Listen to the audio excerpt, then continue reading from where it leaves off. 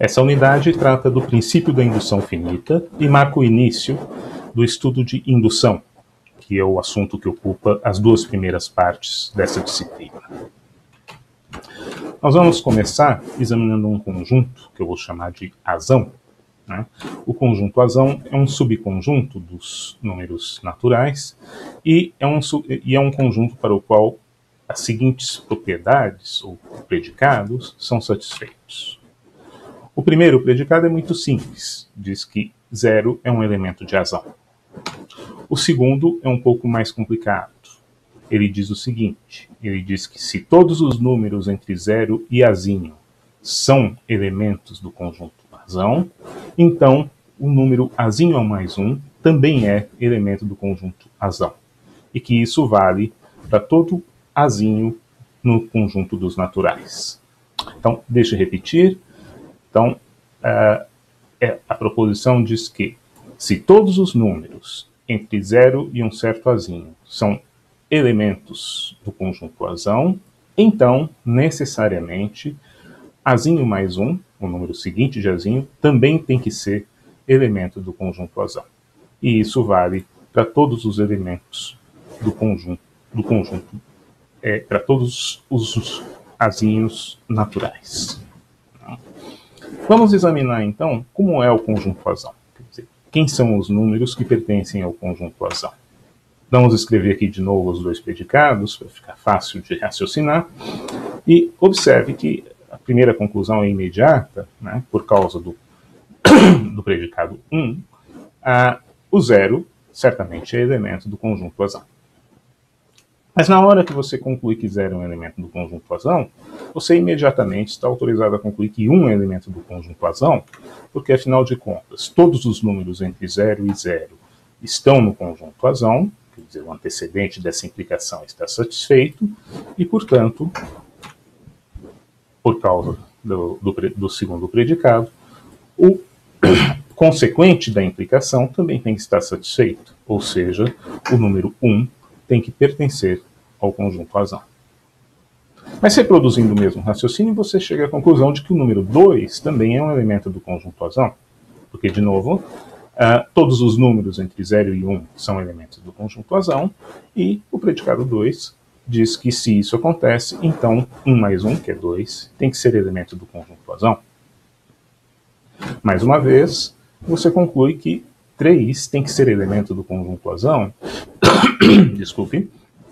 Porque você já concluiu que todos os números de 0 até 2 são elementos do conjunto azão, e por causa da propriedade 2, você é obrigado a concluir que 2 mais 1, que é 3, também pertence ao conjunto azão. E assim por diante, você vai concluindo, um após outro, que os inteiros estão aparentemente todos no conjunto azão. Se você tiver paciência, você vai chegar lá, por exemplo, nesse número, 6,02 vezes 10 é 23, e você vai concluir que ele é um elemento do conjunto azão, porque na linha anterior você concluiu que todos os números entre 0 e 6,02 vezes 10 é 23 menos 1 são elementos do conjunto azão, e por causa da propriedade 2, você é obrigado a concluir que 6,02 vezes 10 é 23 também é um elemento do conjunto azão, e assim por diante. De tal forma que, a essa altura, eu imagino que você já chegou a essa conclusão, não tem como escapar da conclusão de que o conjunto azão é o próprio conjunto dos números naturais. Nenhum número natural fica de fora do conjunto azão se ele satisfaz essas duas propriedades.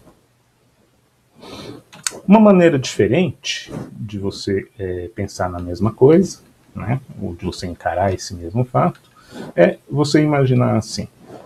Se uma pessoa pergunta para você, será que um certo número n é elemento do conjunto azão?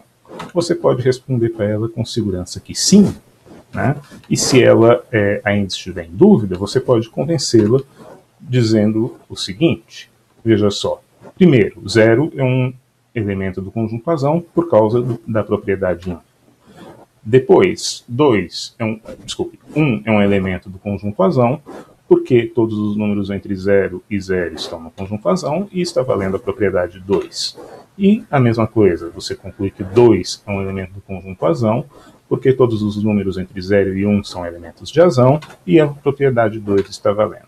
E assim por diante, até chegar depois de n mais 1 passos de raciocínio, você chega no número n e conclui que n pertence à razão, porque todos os números entre 0 e n menos 1 estão no conjunto razão e a propriedade 2 está valendo.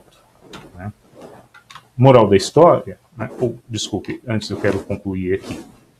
Né? Observe que se você quiser provar para alguém que um certo número n está no conjunto razão, você consegue fazer isso em n mais 1 passos de raciocínio usando as propriedades P1 e P2. Então, qual é a moral dessa história aqui? A moral da história é assim: se um certo conjunto razão dos naturais, subconjunto razão dos naturais, satisfaz essas duas propriedades, que 0 pertence a A e que vale essa implicação, ou seja, que se todos os números de 0 até um certo azinho estão todos em A, então azinho mais 1 necessariamente também está em razão, e isso vale para todo azinho natural, então não tem como escapar da conclusão: o conjunto razão é o próprio conjunto dos naturais. O nome da moral dessa história é princípio da indução finita. O princípio da indução finita é justamente essa afirmação.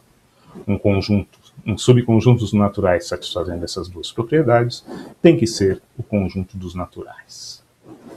E, ainda mais, para todo elemento do conjunto dos naturais, você consegue uma prova finita de que esse número pertence à razão. Né? E essa prova tem exatamente n mais 1 passos.